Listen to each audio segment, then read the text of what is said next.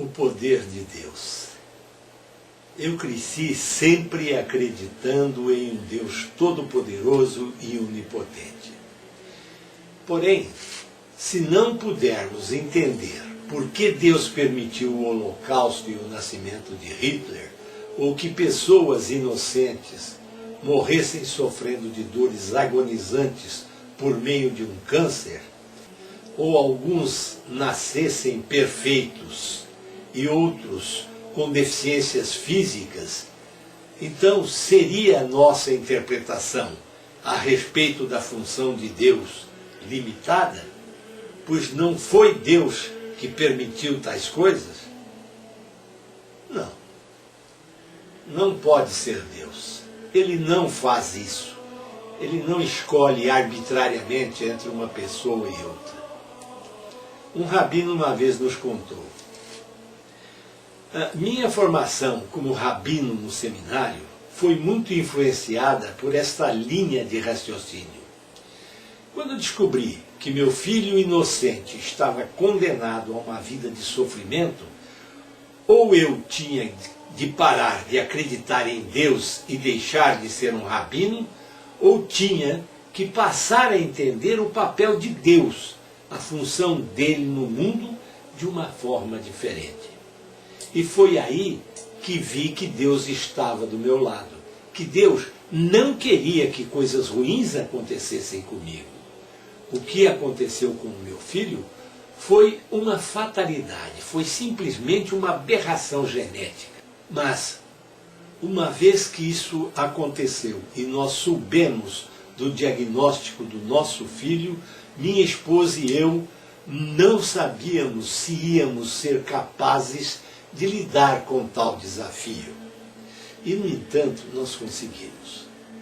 De alguma forma, nós encontramos força, sabedoria e coragem para fazer exatamente o que tinha de ser feito. Fomos capazes de criá-lo, de fazer o melhor possível perante uma situação trágica. Ele encontrou os recursos e as forças para lidar com o desafio que estava diante dele. E foi essa experiência que mudou completamente minha visão.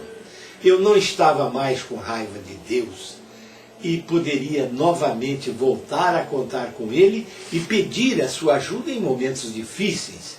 Eu poderia continuar com a minha fé nele para ajudar outras pessoas com os seus problemas. E isso mudou tudo.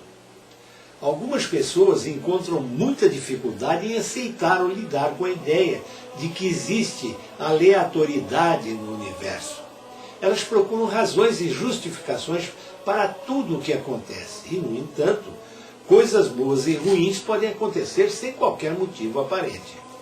Quando um motorista bêbado dirige o seu carro sobre a linha central de uma estrada, colidindo com um Chevrolet verde, matando os passageiros daquele carro, em vez de fazê-lo com um Ford vermelho 50 metros mais adiante, não há qualquer razão específica para a perda de uma vida ao invés da outra. Esses eventos não refletem as escolhas de Deus. Deus não escolhe de que forma acabar tão arbitrariamente com uma vida em vez de outra. Porém, diante de tal cenário, muitos dos que acabam de sofrer uma tragédia sentem raiva de Deus, porque lhe atribuem a culpa do acontecido. Ficam convencidos de que ele é cruel, ou de que são pecadores e responsáveis pelo que aconteceu, ao invés de aceitarem a aleatoriedade que existe no universo.